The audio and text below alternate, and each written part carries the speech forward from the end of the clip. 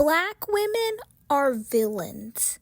If you are a monoracial dark-skinned black woman or black passing, you probably have experienced being villainized even before you can do or say anything wrong. And this is because people in general have a very remedial understanding of good and evil. In the stories and the fairy tales and the television shows that we watch as kids, we often notice that the good people are dressed in the lightest colors, the whites, the peaches.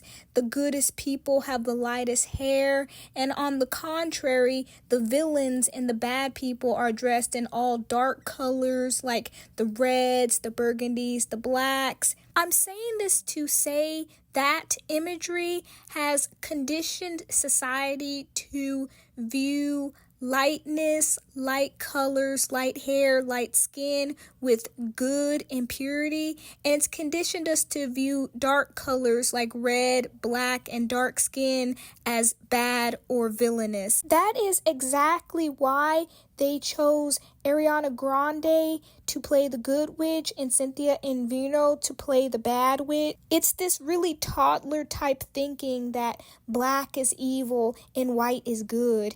And people still think like this well into their adulthood, even though we all know that's not the case. Life is much more complicated than, black is bad and white is good. So you probably always find yourself trying to prove that you're not a stereotype or try to prove that you are a nice person and you're not the typical quote-unquote angry black woman. You may or may not tolerate racist and colorist remarks because you don't want to be perceived as the jealous, insecure, can't take a joke dark woman. I know a lot of dark women who are not really vocal about their experiences with colorism because there is this prevailing myth that if you talk about colorism, that means that you're jealous of light-skinned women.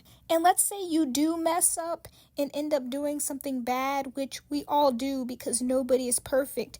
People are going to blame your mistake on your skin tone. You're going to be like, oh, well, she did X, Y, and Z because she's black and that's what those black women do. So you're really not going to win when you constantly try to prove you're not the villain to people who already think that you're the villain. This may be an unpopular opinion, but I think that us as dark-skinned women are better off leaning into that villain character that people already think that we are. This is not me saying that I'm gonna go around and actually do villainous things. What I'm saying is I'm going to allow people to perceive me however the F they want to perceive me. If they think I'm a bitch, I'm going to tell them, yeah, I am a bitch. If they say I'm conceited, I'm going to be like, yes, I am conceited. If someone calls me jealous, I'm going to be like, yes, I like being the prettiest person in the room and the most preferred. Now what? Or if I hear someone say, you black women, you dark-skinned women, y'all are ghetto and y'all have these attitudes, I'm just gonna look at them with one eyebrow raised and say absolutely nothing. I am finished trying to share my experience and vulnerability with people who view me as the villain and don't care anyways. That's where a lot of us dark-skinned women go wrong, where we try to explain our feelings and our experience to the rest of the world, but the rest of the world doesn't care because they see you as the villain, and nobody gives a shit about what the villain has gone through. Nobody gives a crap about the villain's internal pain. Take Maleficent, for example. She grew up in an orphanage, difficult life without her parents. She used to be a pure-hearted fairy that would do anything to protect the Moors of the land. However, she fell in love with a human guy that betrayed her, and it pretty much turned her heart into stone. But guess what? Don't nobody care about that because she's Maleficent.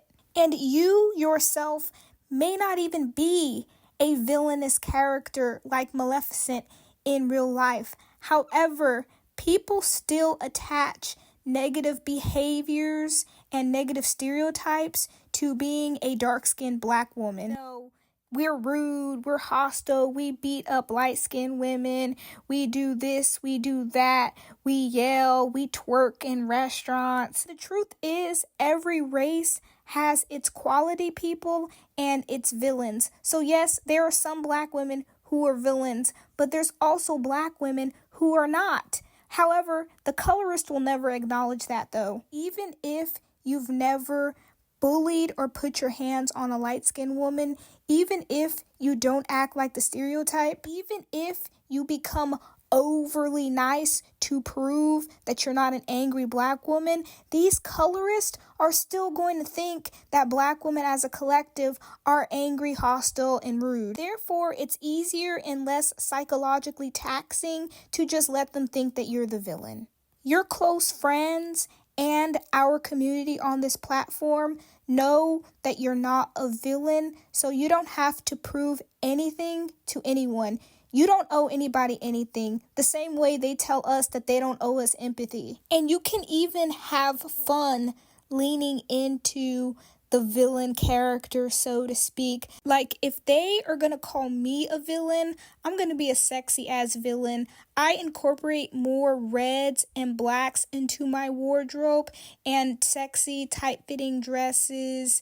I also like fox eye makeup, which is easy for us to achieve as women of West African descent because we already have naturally upturned eyes. And secondly, I like leaning into my dark femininity and exploring my shadow self more than anything. If that's something you want to look into, I suggest that you read some books on it and whatnot. To conclude this video, I want to know what the ladies of the dark skin clique think. Do you guys think it's better to play into the villain character, not actually be villainous, but play into the character by dressing in the villain aesthetic, being non-caring of people's opinions, and allowing them to think whatever? Or are you more of a person who thinks that we should still be trying to, prove we're not a stereotype, out of our way to be overly nice to colorist people who think ill of you anyways? Let me know your opinion in the comment section. I'm Akila Shea. Subscribe to the Dark Skin Clique, and I'll catch you in the next one. Bye!